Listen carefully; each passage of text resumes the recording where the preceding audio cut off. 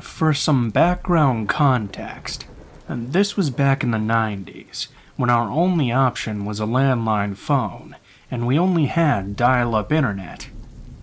I was about 8 or 9 years old when my mom started leaving me at home with my oldest brother while she went to work. My brother was much older than me, around 17 at the time. As most teenage boys, his favorite thing to do was sleep really late during the day and stay up all night playing video games. PS1, don't come for me, I'm getting old. I remember being bored playing with my Barbies in the living room of my house with the blinds wide open to let in some light and save a bit on the electricity. I would sit there for hours at a time and play. When Mom was gone, she always told us to answer the phone when it rang, in case she was calling to check on us and make sure we were okay. I remember one day specifically, I answered the phone and just heard some loud breathing on the other end.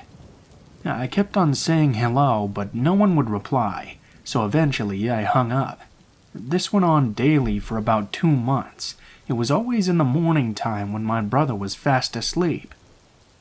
Being a naive 8 or 9-year-old girl, I didn't really think too much of it, and eventually the calls stopped all on their own. A few months go by since then, and I'm sitting in my living room floor again when the phone suddenly rings. I hear the same breathing again and say, "Hello, who is this?" To my surprise though, this time a man replies and says, "Hello, kitten. Do you remember me?" I remember being pleasantly surprised that he called me kitten, but replying that he must have the wrong number. This is where it gets really creepy. He then replies, "No, kitten, I have the right number. You're wearing a nice little kitty shirt right now." I remember looking down, immediately panicking and hanging up the phone when I saw the tabby kitten on my shirt. The phone rings again and I refuse to answer it. I ran to wake up my brother, and he sleepily followed me to the living room. The phone rings again, and he answers it, but no one's there. He unplugs the phone and tells me that it must be my imagination. Just leave him alone so he can go to sleep. I was quite scared, so I decided to close all the windows and sit on the couch until my mom got home that afternoon. That night I told my mom about what happened, but my brother told her I was just making it up and that he didn't see or hear anything. I think my mom believed me, but she just told me to hang up the phone if it wasn't her, and to never open the door for a stranger. I agreed and told her I wouldn't. That next day, my mom was off from work, and she took me out to the store with her. We were walking around when I noticed a man in a long trench coat.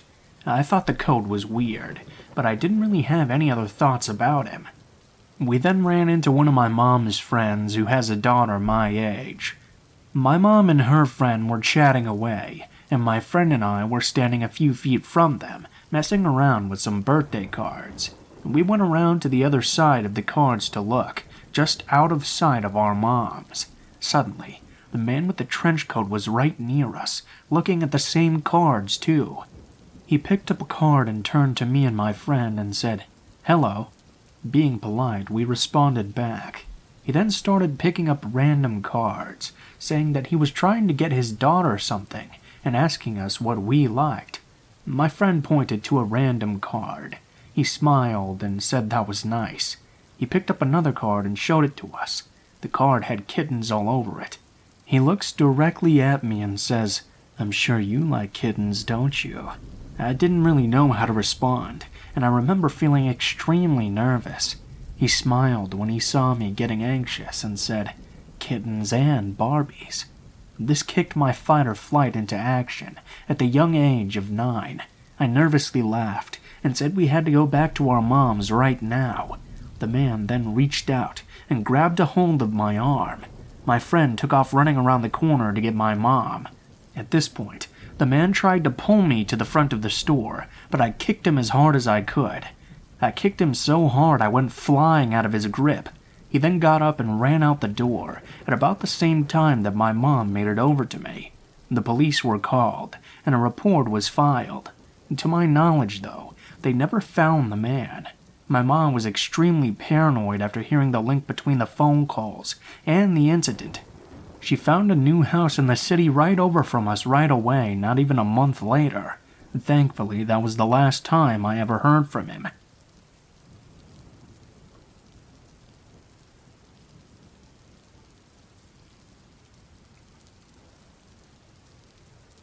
So this happened to me at some point between the cusp of fall and winter last year, 2019, with no pandemic raging quite yet. At the time, my husband and I both worked weekend night shift jobs, him in an IT service, and me as a CNA in the local hospital's ICU. As we had no reason to be up and awake during the day, we lived a rather vampire-like schedule, sleeping all day and staying up all night. 4 days off, 3 12-hour shifts a week. It worked. The best part about being a night dweller is the fact you can go, or used to be able to go at least, in the middle of the night to do your grocery shopping. No lines, no hustle and bustle. You just go at your own leisure and dodge the occasional pallet of stock, or graveyard shift worker who's filling up the shelves, probably wishing everyone present would quit taking things away right as he stocks them. Anyways, it's 2 a.m., peak energy time for me and the hubs. This Walmart is in a pretty decent part of town, and everything's well lit, so I typically don't feel very nervous walking around in the middle of the night. Hubs did tours in Iraq, and has a good head on his shoulders as well, so even less reason to be concerned, right? Right. As we walk towards the entrance, my eyes immediately drift towards the seasonal section.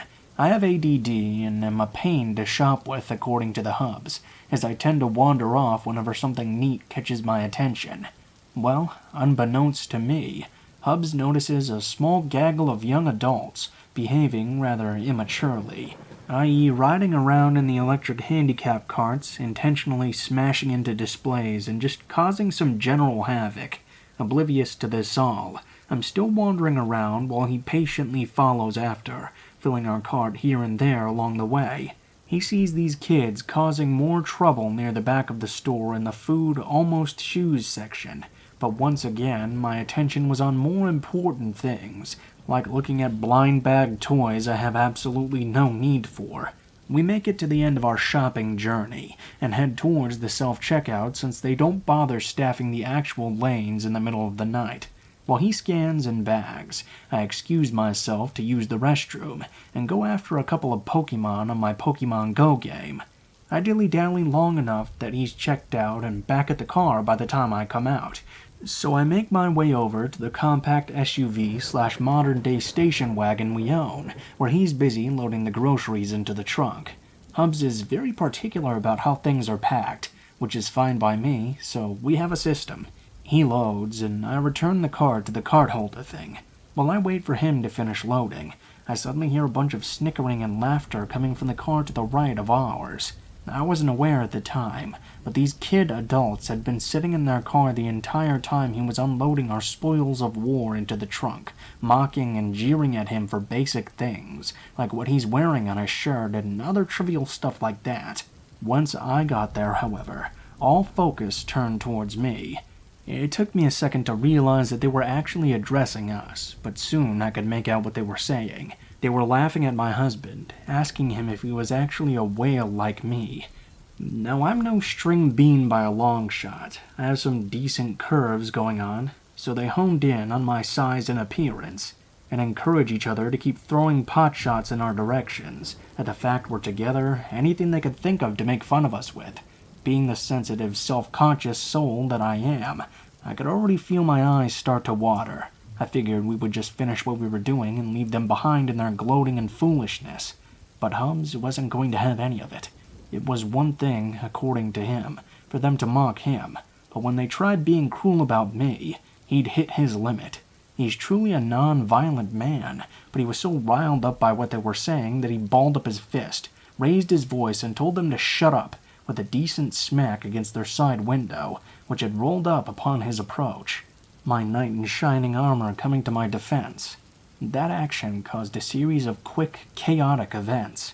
The young men, 3 of them, started angrily yelling, and I distinctively heard one of them ask the other if he wanted his gun, to which the ringleader said, "Yeah, give it." Holy pokeballs! I tell my hubs to get in the car, and in a panicked rush, decide to abandon the shopping cart in front of theirs, in hopes of creating an obstacle for them. I fling myself into the SUV, and by this point, one young man has started smacking on the hood of our car while another steps behind it, trying to block us in. I vividly remember through my blurry vision seeing a young woman in the back seat of their vehicle, looking somewhat embarrassed as she mouthed, "I'm sorry," in my direction.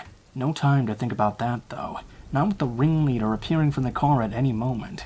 Hubs pulls the car in reverse, and the young man behind us has no choice but to move, lest he become a human pancake. We drive out of the parking lot like a bat out of heck, and it's clearly evident that my car obstacle did very little to delay them, as their Dodge Dart was right on our tail, flying down the road right behind us. We made it through one green light before they caught up to us, sliding up in the lane next to us as I'm trying to remember to breathe, thoughts going in 100 different directions. I see the passenger window roll down, and out comes a hand with a gun pointed right in my direction. I screamed something to the effect of them having a gun, though I'm sure it came out as incoherent shrieking in actuality. Hubs got the point, though, and chose that moment to swerve directly at them with our vehicle, leaving them no choice but to drive onto the median or be hit by a bigger vehicle going 70 to 80 miles an hour. They swerved, which slowed them down, so we hit the gas and kept driving, ignoring red lights along the way.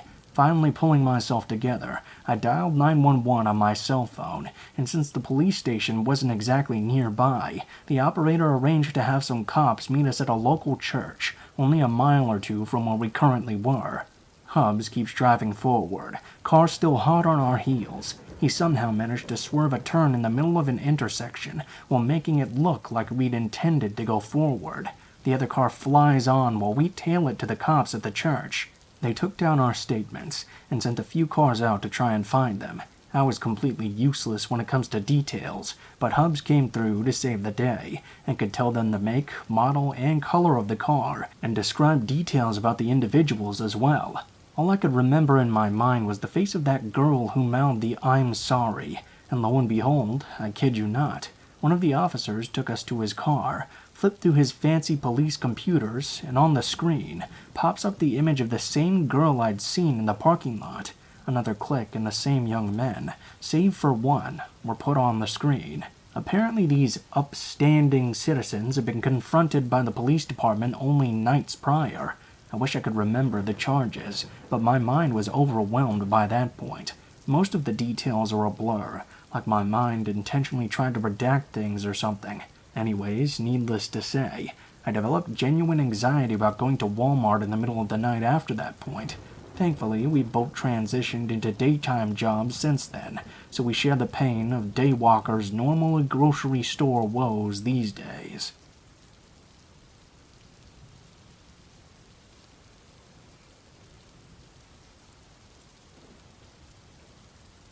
For the record, my wife and I are both pretty normal folks. We don't do drugs. We're social drinkers, but let's say we don't have a lot of friends, except other couples with children. So basically, we don't drink that much either. All that to state that when this event took place, we were both absolutely lucid and not under the influence. I'm 200% sure of what I saw. My only regret is that I didn't record it or take any pictures for evidence. It was summer of 2013. My wife was 5 months pregnant, so we decided to look for a nice house to rent on the countryside. We browsed a well-known website and found a small villa near a vineyard. The owner called us very quickly. We'll call him Jared. Jared was a fellow in his late 50s. His picture on the website displayed a posh man wearing very small glasses. He was really caring and very nice. After a little research on the internet, this guy was running an art gallery.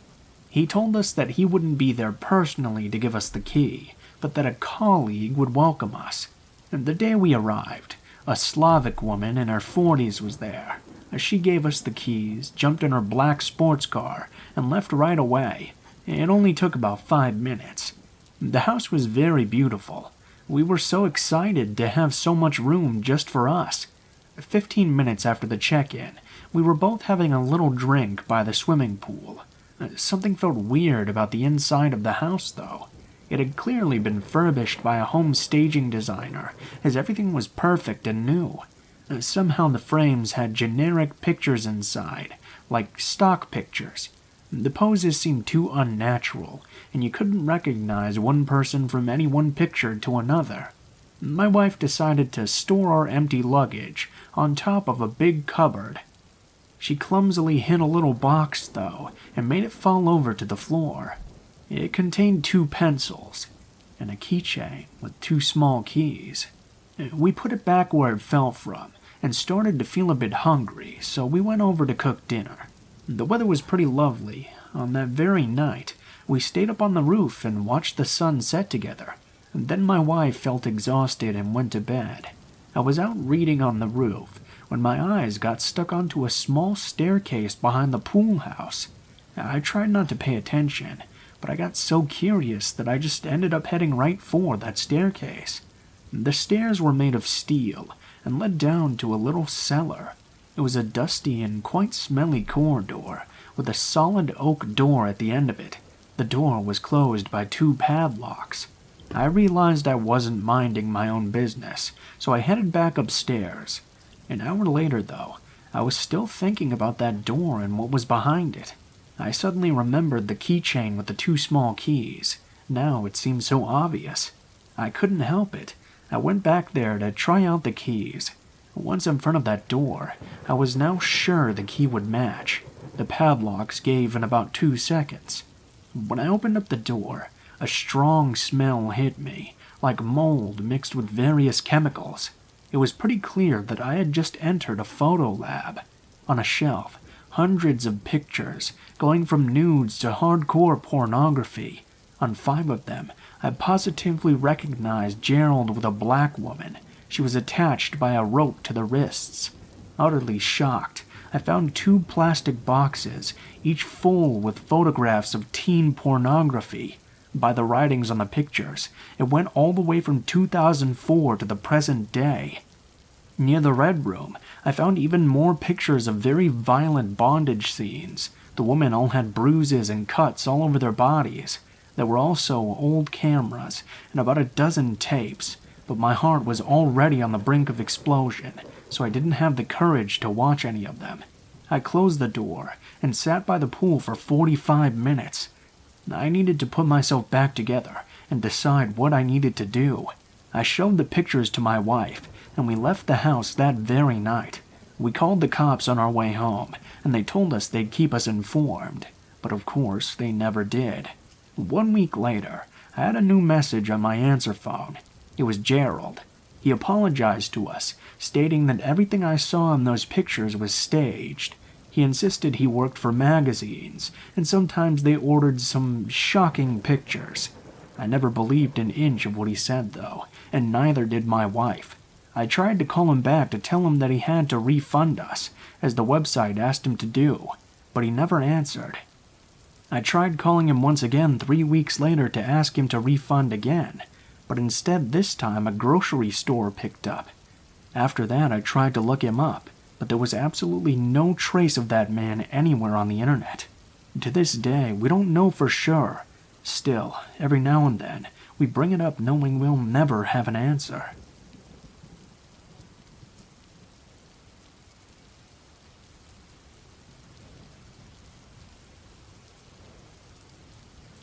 So this is my first post. What I'm going to say happened 2 years ago.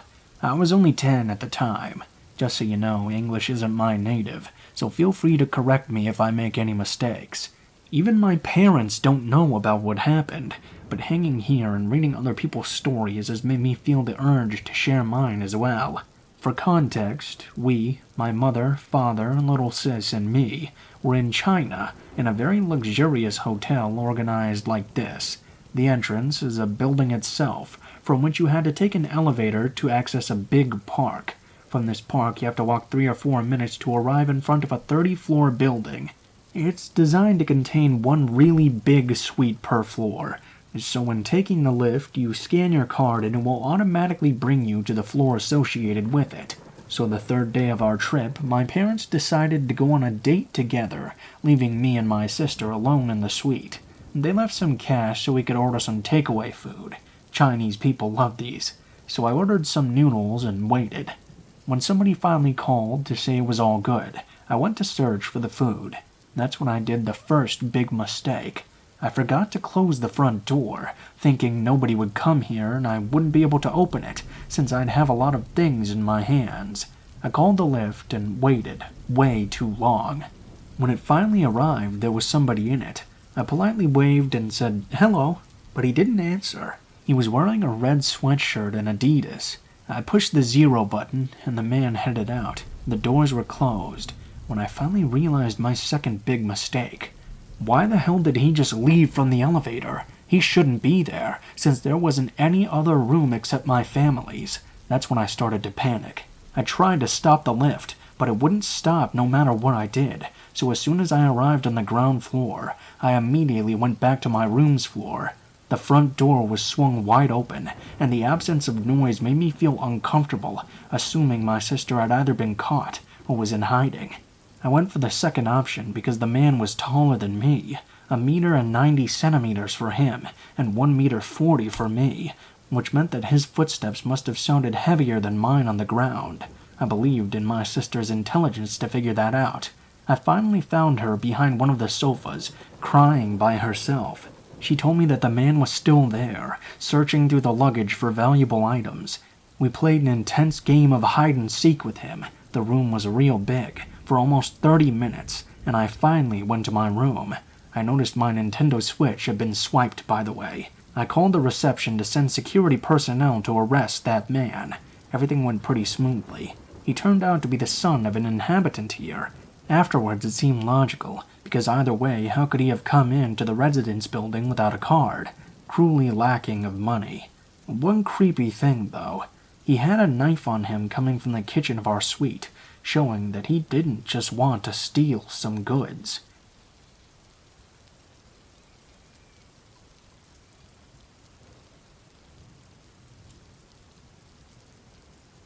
So when I was 15, I was completely incorrigible and hung out with a lot of not-so-great people.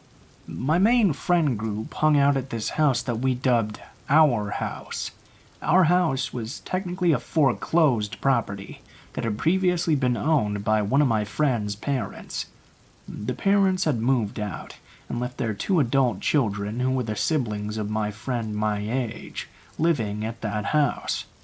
Anyway, every single day after school, my friends and I would meet up with the older siblings at our house and get absolutely hammered. Around 4 p.m., everyone would show up with fifths and drugs, and it was just a constant party every night. And things were pretty out of control there. One night, we were all drunk as fuck as usual, and I got into a massive fight with my boyfriend. I decided I wanted to leave, but no one would drive me home, and all of the buses had stopped running already. It was very late, probably 12 or 1 in the morning. I lived 6 miles away. This was an urban area that was pretty sketchy to walk at night. But I was so pissed and drunk that I just told everyone to go fuck themselves and left right away. I managed to get about 3/4 of the way home without incident. I hadn't even seen a single car or another person, and while I was genuinely pretty scared, I felt more confident the closer I got to home. I was crossing the freeway overpass that glides down into the valley where my neighborhood is. All of a sudden, I could hear a whirring noise, and I saw lights coming from behind me. And I looked over my shoulder to see a bus coming up alongside. The destination mark was blank, and the lights inside were very dim. I turned away and kept walking, and as the bus got closer, it slowed down and drove up right next to me. This goes on for about 30 seconds with the bus slowly following me, and I start to feel genuinely uncomfortable and glance up. The bus stops, and the driver opens up the door. He wasn't wearing a uniform. I still remember him pretty clearly, actually. 50-something, salt and pepper hair, medium length for a man. thick, darker gray beard with copper wire-rimmed glasses. He leaned against the driver's wheel and looked me up and down. "Hey, you look really young," he says. I, like an idiot, stuttered that I was 15, thinking, like most 15-year-olds, that 15 really isn't that young. He smiled really slowly. "This is a dangerous area to be walking alone. There are all types of men out there, you know. Why don't you get on the bus?" Now, I may have been drunk, I may have been 15, and I may have been deludedly self-confident, but I wasn't that stupid. Something just didn't feel right, you know. I told him no thank you, and quickly started walking once again. For a while, I could see the bus behind me wasn't moving at all. Then I heard its brakes lift, and it started creeping up behind me again. By this time, I was over the bridge and walking down a sidewalk with apartment complexes on either side. The bus pulled up again, and once again opened its doors whilst following me. The man again told me, "It's not safe." He asked me to get on the bus once more. I told him no. "I'm really almost home. It's fine." I started walking even faster. He closed the doors, but the entire time he was just keeping pace with me. I was now really starting to worry. I finally decided to give up and just run as fast as I could, so I started running. At first, I put some distance between myself and the bus, but he was still right behind me. I slowed down when I felt far enough away and caught my breath but kept walking. The next thing I know, he sped up and started gaining on me once again, honking his horn the entire time. I screamed and fell over, still super drunk and now extremely scared. I got up and scurried off into the neighborhood at my side. I hid behind one of the carports. I could still see the road from my location, and the bus had completely stopped. The doors opened, and the man came out to the doorway and looked all around in every direction. He lingered there for a long time, before I finally heard him say, "Ah, shit!" He got back in his seat, closed the doors, and sped off into the night. It took me another 30 minutes to get home, even though it was less than a mile at that point, because I took a convoluted way through bushes, yards, and apartment complexes, terrified that the man was still cruising around searching for me.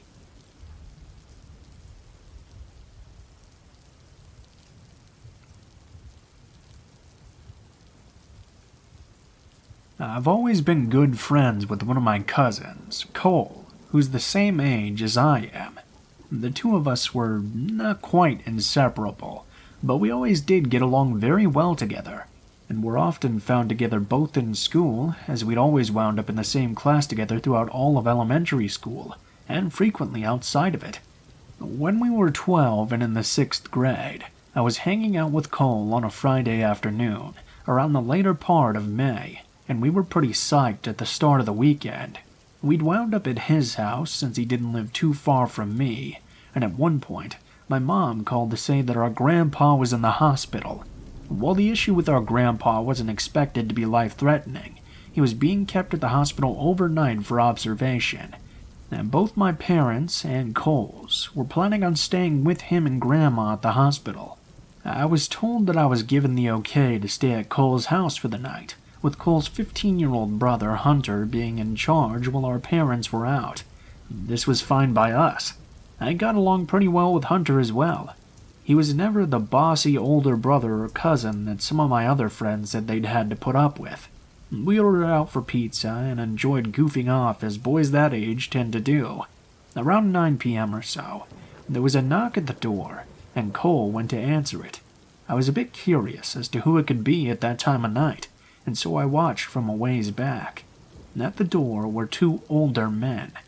They told us that they were with the city, and they were investigating reports about the water pressure supposedly being bad in the neighborhood. They asked Cole if his parents were home, and when Cole said they were unavailable, at that moment, which we were told by strangers to say if our parents weren't home, the men started asking a bunch of questions, all about how the water pressure was in the house, and if they could come inside to check. Hunter came over at that point, and politely told the men that the water pressure was fine, and perhaps they should move on, and check on the other homes in the neighborhood. The men seemed very reluctant to leave, but turned and walked away after Hunter closed the door on them.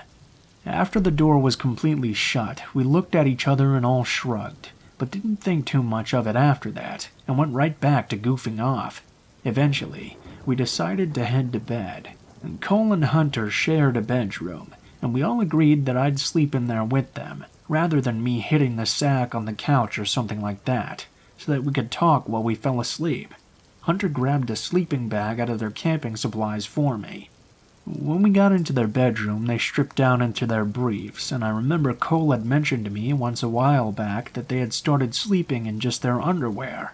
And since I hadn't originally planned on staying the night, I hadn't brought anything with me from home as far as overnight stuff. Since I wasn't in the mood to sleep in my clothes, I stripped down to my briefs as well, though I felt a bit embarrassed. Even though we were all guys there, I knew they wouldn't say anything or be judgmental either. They climbed into their beds, and I quickly crawled into the sleeping bag. After talking for a while about random things, we all eventually fell asleep. Early the next morning, I got up because I had to pee, and so I quietly got out of the sleeping bag and went and did my business in the bathroom. On the way back to the bedroom, though, I heard something in the family room, which was on the opposite end of the house from the bedrooms and particular bathroom I was using. I didn't pay too much attention. I thought it must be either Cole or Hunter, until I got back to the bedroom and realized that both of them were still in there and fast asleep. And trying not to panic, I woke them and told them I thought someone was in the house. They quietly followed me, and the moment we walked into the family room, we saw the same two men from the night before. It was rather clear they were robbing the place. One of them started advancing towards us as he pulled out a rather wicked-looking knife. The three of us promptly raced to the front door. Somehow we managed to get it unlocked and open before he caught us, and we fled outside. As luck would have it, a cop was driving by right at that particular moment. We quickly flagged him down and told him about the two men in the house. The cop called for backup right away, and within a couple of minutes several other cops arrived. They proceeded to storm the house, and after some searching, they caught the two men. The cops figured out that the men must have entered from a window in the laundry room that they had broken a latch on, and had probably targeted that house because, while it wasn't empty, they probably realized that there were no adults there, and figured that if we discovered them, well, we could just be easily dealt with, unlike adults. To add insult to injury, while we were waiting outside while the cops searched the house, both to get the two guys and to make sure there was no one else with them, some of the neighbors came out to see what the commotion was about. This included some kids who went to the same school as Cole and I, including a few who were in our 6th grade class with us. It was during that time that the three of us realized that we'd never had a chance to get dressed, so just like in the stereotypical nightmare, we had to stand outside in full view of everyone in just our briefs for what seemed like forever, before finally being allowed back inside. When we went back to school on Monday, Cole and I had to put up with our fair bit of snickering, stares, and ribbing for the next few weeks, until school had ended for the summer.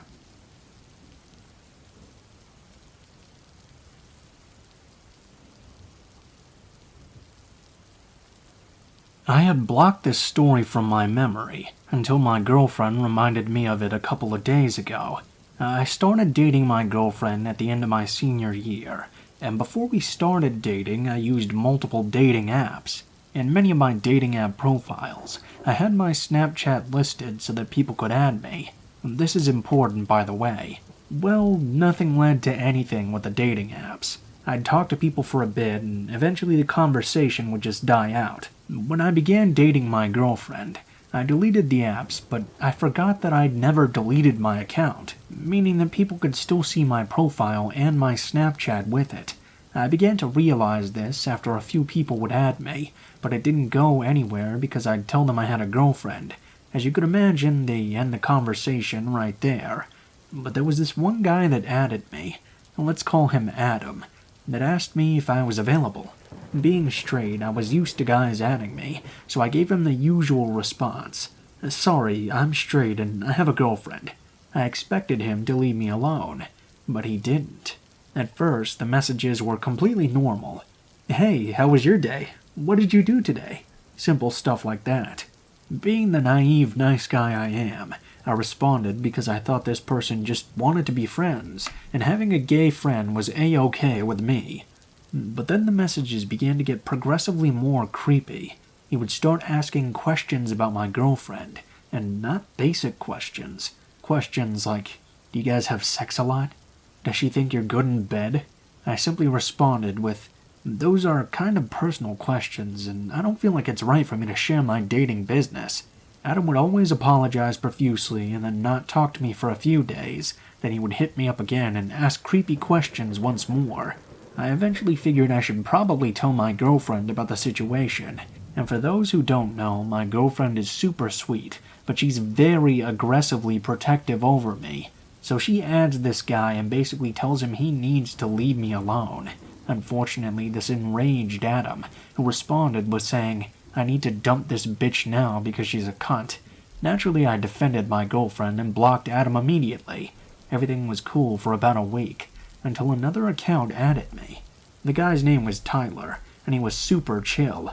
He was also super nice to me and respected my relationship with my girlfriend. As the days go by, though, I start to notice that Tyler's vocabulary is oddly similar to Adam's. I wasn't quite sure about it, though, so I didn't make any assumptions that it was him. I gave Tyler's snap to my girlfriend, who added him to investigate. As soon as she adds Tyler's snap, though, Tyler flips out on her, which confirmed to me immediately that it was Adam. As soon as we had this realization, I blocked him again. From there, everything goes quiet from Adam for about a month. So, I live in the suburbs of Chicago, and both my girlfriend and I live just down the street from one another, so naturally we do see each other quite a lot, and both our families are really good friends actually. On top of that, our families would also house sit or pet sit for each other as well. Anyway, a month goes by, when suddenly I get a letter with no address or name attached to it, just my name on the front. I open it, and to my shock and horror, it's a love letter from Adam. The premise of the letter was basically him saying that he loves me and wants me to run off with him. The letter also takes a very sexual turn halfway through, with him describing what he wants me to do to him and him to do to me. At this moment, two horrifying realizations hit me. One is that he knows my address, and two, he dropped that letter off himself, meaning that he's in our town. I immediately called my girlfriend, who was equally as shocked as I am, and after consulting with my parents, we decided to call the cops. Unfortunately, since I had blocked as well as removed Adam's social media information, and the letter had no return address, there was nothing we could do about it. Day after day, letters would keep appearing in my mailbox, until they also started appearing in my girlfriend's mailbox as well. Her letters were far worse than mine. Adam wrote of how much he hated her, how much he wanted to hurt her. He also stated many times the ways he would inflict pain onto her until she broke up with me. Like me, she took this to the cops, and again they would do nothing about it. My girlfriend's family had plans to go to Hawaii for vacation, and I was to house sit for them that week. The first couple of days went just fine, until around one of the last nights of the week. As per usual, I was over at their house watching TV on the couch, when suddenly the power went out. Mind you, it was around 1 a.m., and it was pitch black with those lights out. The next few moments were silent, when I heard a window smash from the office. To understand this more, let me give you a quick layout of the house. When you entered the front door, to your left was the living room. Straight ahead was both the kitchen and stairs, and to the right was the office and dining room. On the upstairs level, as soon as you reached the top, a bathroom was straight ahead. My girlfriend's room was on the right, and the other bedrooms were on the left. I immediately shot up and grabbed a kitchen knife and ran upstairs to hide while I called the cops. I quickly went into my girlfriend's room and slipped into the closet. As soon as I was able to contact the operator, I heard the pounding of the intruder running up the steps. Thankfully, I had relayed all the information to the operator in time, who then stayed on the phone as we both remained quiet. The intruder took a left when he reached the top of the stairs, which gave more time for the cops to arrive, and for me to get ready just in case I needed to defend myself. A few minutes go by, until I heard the intruder start walking towards my girlfriend's room. In the few precious seconds I had, I slipped out of the closet and positioned myself next to the door. As soon as he opened it and started to enter the room, I took the kitchen knife and drove it into his shoulder. A young man screamed in pain as I heard a heavy metallic object make a large thud as it hit the ground. From there, I bolted out of the house, where I was met by 4 squad cars with the cops with their guns raised. I threw my hands up, shouting that he was upstairs in the right room. A few minutes go by when the intruder was dragged out, screaming in pain. With siren lights flooding the whole street, I got a glimpse of his face. It was Adam. I was informed later by an officer. The metallic thud was made by him dropping a handgun. Adam was from Texas and had traveled up to my state to be with me. He had rented a room at a local motel and would put letters in both my girlfriend's and my mailbox daily. He would do this in the early hours of the morning, which was confirmed by the security footage of the motel he was staying at. That night, Adam had plans to kill my girlfriend and her family, so I would choose to be with him. He managed to pry open the power box and switch off the power to her house, along with the neighboring houses, and broke in with the intent of her being there. Unfortunately for him, though, they were all enjoying a tropical vacation. To be honest, I have no idea how this outcome would have been different if they didn't decide to go on vacation that week.